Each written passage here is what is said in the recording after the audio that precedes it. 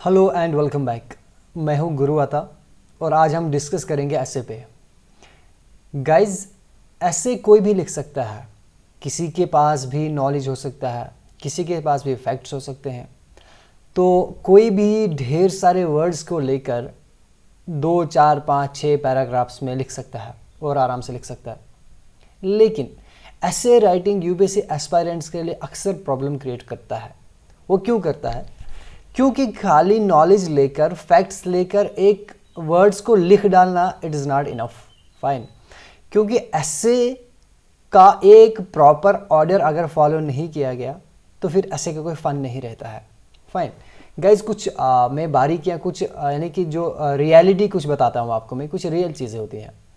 जब भी मेंस के अंदर ऐसे अगर आती है ना, फाइन, अगर आपका ऐसे जो इंसान बैठकर चेक कर रहा होता है आपका ऐसे, ठीक है ना, कोई भी आपका ऐसे को चेक कर रहा है, वो आपके स्टार्ट करेगा आपके फर्स्ट पैराग्राफ से। फाइन, बिकॉज फर्स्ट पैराग्राफ के अंदर आप अपना बेस्ट देते हैं, ठीक है ना, बेस्ट देते हैं।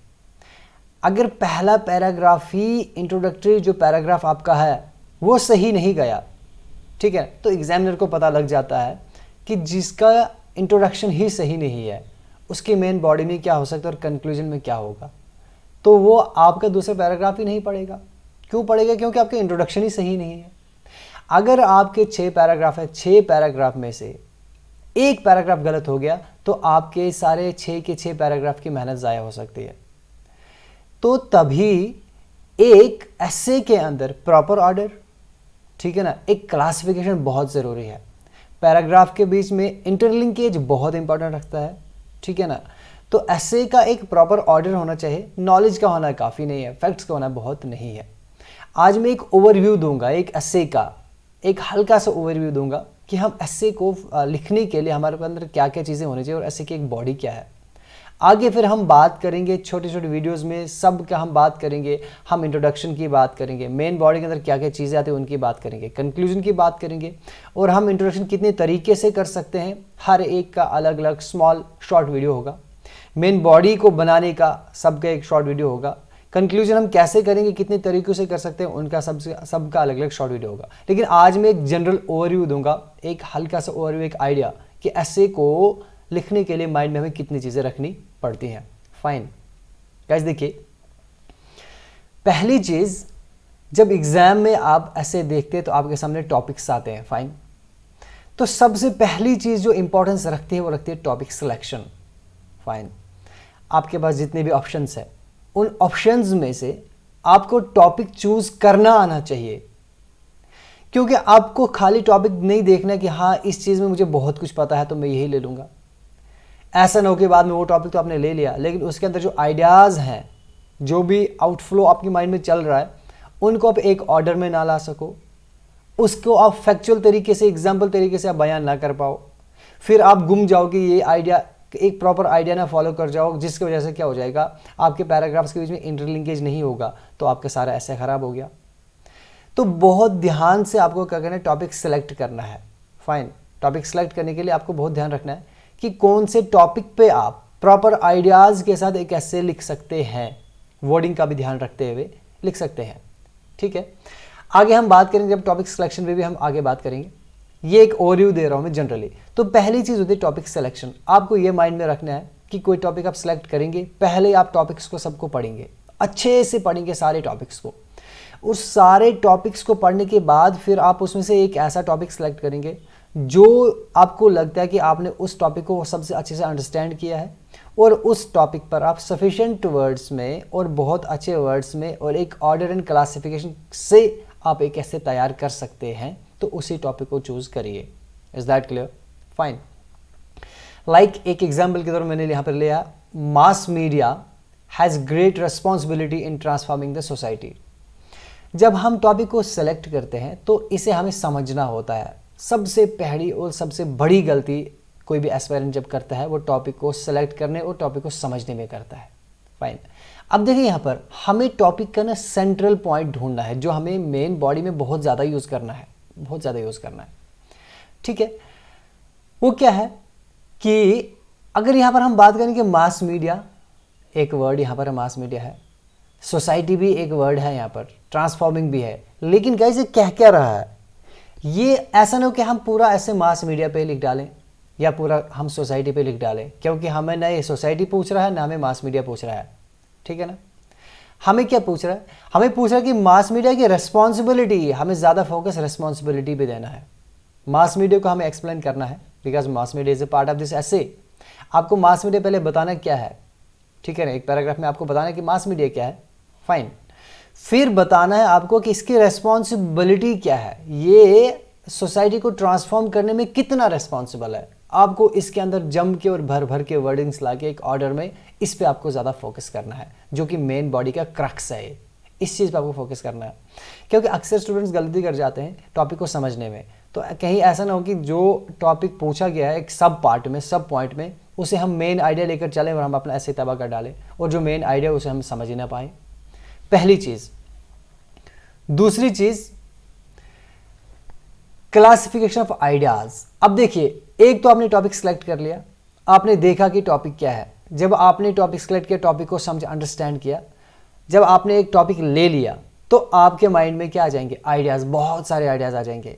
इसके अंदर ये है, उसके अंदर वो है, मास मीडिया है, इसमें फेसबुक आ जाता है, इसमें सोशल नेटवर्किंग सारी चीज़ें आ जाती हैं, ठीक है ना, इसमें टीवी चैनल्स आ जाते हैं, इसमें बहुत सारी चीज़ें आ जाती हैं।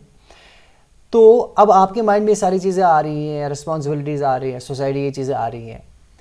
लेकिन आपको क्या करना है? आप अगर एक ऐसे डायरेक्ट लिखना शुरू कर देते हैं, आप इंट्रोडक्शन आपने लिखा, मेन बॉडी अब पहुँचे, फिर आपको एक पॉइंट ऐसा इंपॉर्टेंट आ जाता है जो आपको लगता है कि इसकी जगह क्या है कि दूसरा पैराग्राफ में ये होना चाहिए था, तीसरे में ये वाला होना चाहिए था, लेकिन वो आप ऑलरेडी लिख चुके हैं, इसलिए गलती हो जाती है। तो ये गलती अक्सर कब होती है? जब हम पहले आइडियाज़ को माइंड में तैयार नहीं करते। हमें क्या करना है? लिखने से पहले हमें हर एक इस आइडिया को माइंड में क्या करना है? तैयार करना है। फाइन, माइंड में तैयार करना है हमें एक ऑर्डर बनाना माइंड में।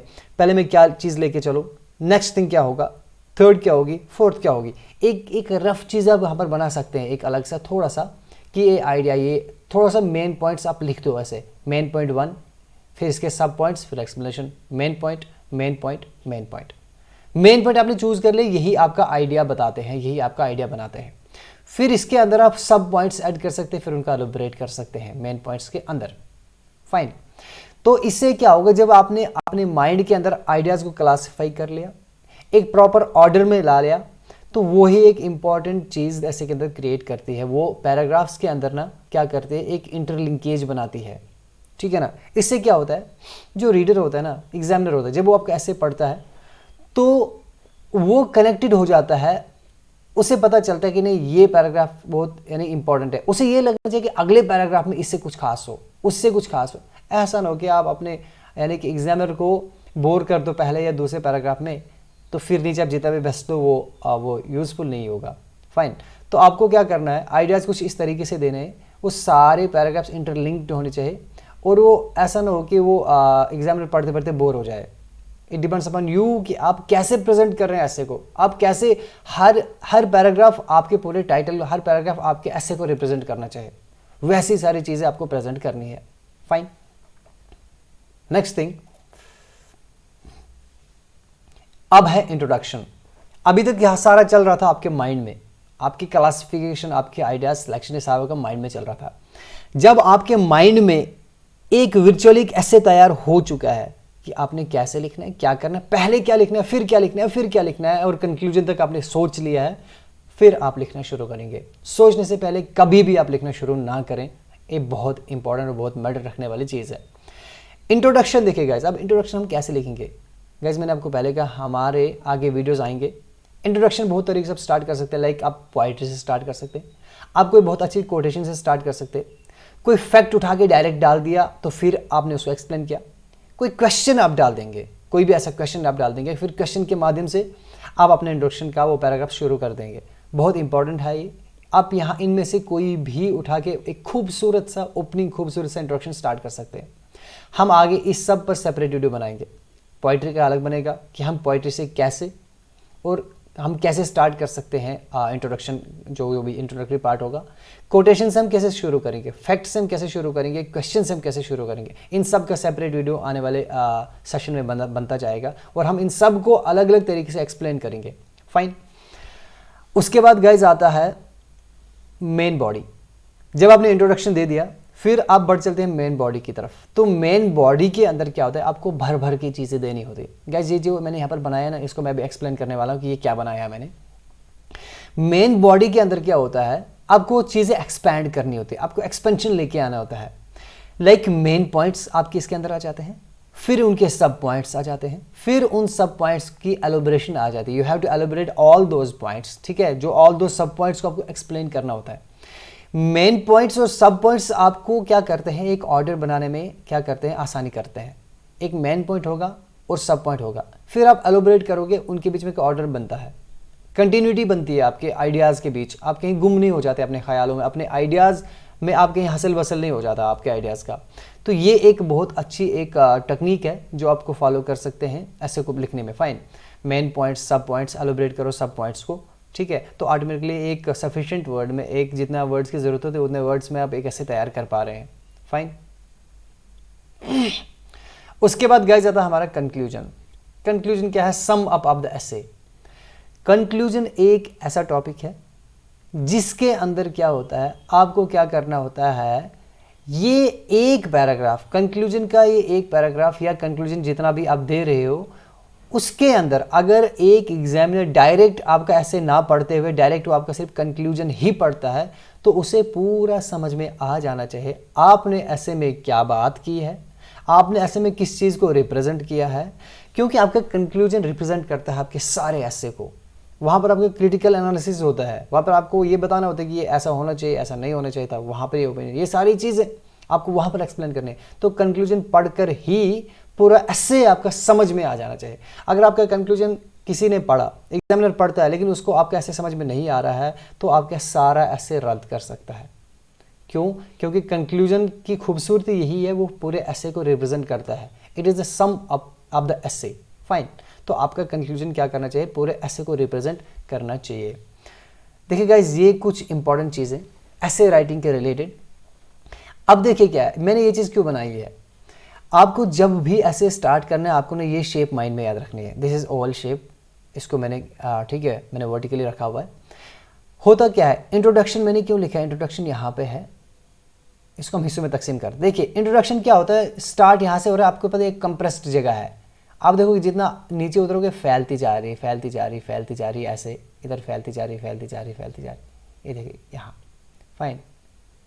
क्योंकि इंट्रोडक्शन आपका स्टार्ट है, स्टार्ट से आपको क्या करना है, आइडियाज़ को खोलना है, शुरू करना है। जब आप मेन बॉडी पे पहुंचोगे ना, यहाँ पर आपको कंटिन्यूसली एक्सपैंड करना है, इसको कंटिन्यूसली एक्सपैंड करना है, आपको स्ट्रेट चलना है, यहाँ पे कंटिन्यूसली एक्सपैंड करना है, चीज़ों को फैलाना है, जितना खोल सकते हो उन चीज़ों को खोलो खोलो खोलो। लेकिन जब आपको लगता है कि आप कंक्लूजन पे पहुंच गए, तब आपने आइडियाज़ को बंद करना शुरू कर देना है। ठीक है, यहाँ पे आइडियाज़ को खोलना शुरू करना है, यहाँ पर आपको ओपन करना है, जितना मर्जी खोल सकते हो उतना आइडियाज़ को फैलाओ, एक्सपैंड करो। यहाँ पर आपको कॉन्ट्रैक्ट करना है, यहाँ पर एक्सपैंड नहीं कॉन्ट्रैक्ट करना है, यहाँ पे चीज़ों को आपको बंद करना है, आइडियाज़ को तंग करना है, बंद करना है, बंद करना है, बंद करना है। और एक पॉइंट पर आप पहुँचोगे, आपके आइडियाज़ बिल्कुल ज़ीरो हो जाएंगे यहाँ पे। और ये वाला पार्ट बहुत इंपॉर्टेंस रखता है, जब आप कैसे एक आइडियाज़ को कैसे आप सम अप करो, कैसे आप ऐसे कैसे को कंक्लूड करो, बंद कैसे कर रहे हो, आप कितनी खूबसूरती से ओपन कर रहे हो और उतनी खूबसूरती से आप बंद कर रहे हो, और फिर बीच में इन आइडियाज़ को आप कैसे मोती की तरह लगा रहे हो, कैसे फिक्स कर रहे हो एक ऑर्डर के साथ। तो ये एक आपका एक proper strategy, proper techniques follow करने के बाद आपका एक बहुत प्यारा सा ऐसे तैयार होगा। ठीक है ना। फाइन। ये कब होगा, ये जब आप ये सारी चीज़ें आप इनको फॉलो करोगे। गाइज ये हमने एक छोटा सा डिस्कशन लिया है, छोटा सा वीडियो लिया ऐसे राइटिंग के बारे में। इन सारी चीज़ों को हम सेपरेट वीडियोस में डिस्कस करेंगे, छोटी छोटी वीडियोस में हम सेपरेट डिस्कस करेंगे, ताकि आपको एक वीडियो के अंदर एक ही कंसेप्ट आपको क्लियर हो जाए, और एट द एंड पे हम इन सारी चीज़ों को, जितना भी हमने छोटे छोटे वीडियोस में डिस्कस किया होगा, उन सारी चीज़ों को, सारी वीडियोस को हम एंड पे एक ही वीडियो में लेकर आएंगे, जिसमें से आपको इन सारी वीडियोस का एक ही अगर वीडियो आप देखोगे, ठीक है ना, आपको इन पूरा सबका आइडिया आराम से मिल जाएगा। Is that clear? Fine. Okay. तो नेक्स्ट वीडियो हम बात करेंगे हम टॉपिक को सेलेक्ट कैसे करते हैं, ठीक है ना, टॉपिक को हम समझते कैसे हैं, क्या चीज़ें हैं, क्या तरीके हैं, fine, like classification of ideas, हम कैसे उन आइडियाज़ को क्लासीफाई करें, ठीक है ना, एक प्रॉपर ऑर्डर कैसे बनाए, फाइन, इस चीज़ हम डिस्कस करेंगे। देन फिर हम ऑर्डरली नीचे नीचे नीचे चलते जाएंगे। आई होप ये चीज़ आपको क्लियर हुई होगी, ये चीज़ समझ में आ गई होगी कि एक ऐसे का जनरल ओवरव्यू क्या है, एक ऐसे लिखते समय आपको माइंड में क्या क्या चीज़ें याद रखनी है। चलिए ठीक है गाइस, मिलते हैं हम नेक्स्ट क्लास में।